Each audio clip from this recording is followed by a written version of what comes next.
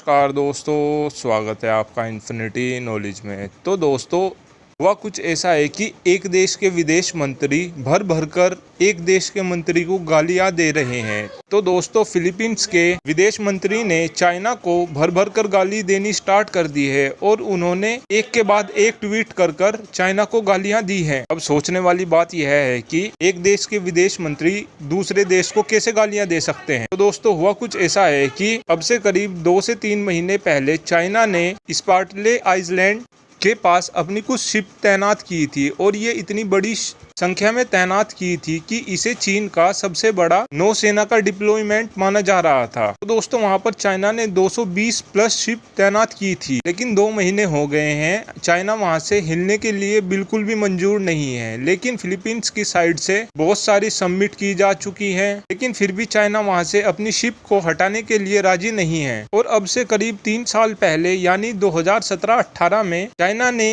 पहले भी ऐसा करने की कोशिश की थी। तो डोनाल्ड ट्रंप ने जापान से अपनी 7th फ्लीट को भेजा था, जिस वजह से चाइना वहां से फिर से दुम दबाकर भाग गया था। लेकिन उसके बाद फिलीपींस के जो राष्ट्रपति हैं, उन्होंने अमेरिका का धन्यवाद नहीं दिया था, बल्कि ये कहना स्टार्ट कर दिया था कि चाइना को हमने खुद से पीछे धकेला है। अब इस बात को लेकर अमेरिका भी काफी नाराज हुआ था, लेकिन अब अमेरिका फिलीपींस की मदद करने के लिए राजी नहीं है, क्योंकि अगर अमेरिका फिर से मदद करेगा तो चाइना की गोद में फिर से जाकर फिलीपीन बैठ जाएगा। और दोस्तों, आपको पता ही होगा, जब चाइनीज वैक्सीन को अप्रूवल देने की बात आई थी तो फिलीपींस ने सबसे पहले चाइनीज वैक्सीन को अप्रूवल दिया था। लेकिन अब फिलीपींस की साइड से जितनी भी चाइनीज वैक्सीन परचेज की गई थी, सभी की सभी वापस कर दी जा चुकी हैं। अब सोचने वाली बात यह है कि क्या अमेरिका फिलीपींस की मदद करेगा। अमेरिका फिलीपींस की मदद कर तो सकता है, लेकिन वहाँ के प्रेसिडेंट फिर से वही स्टार्ट कर देंगे।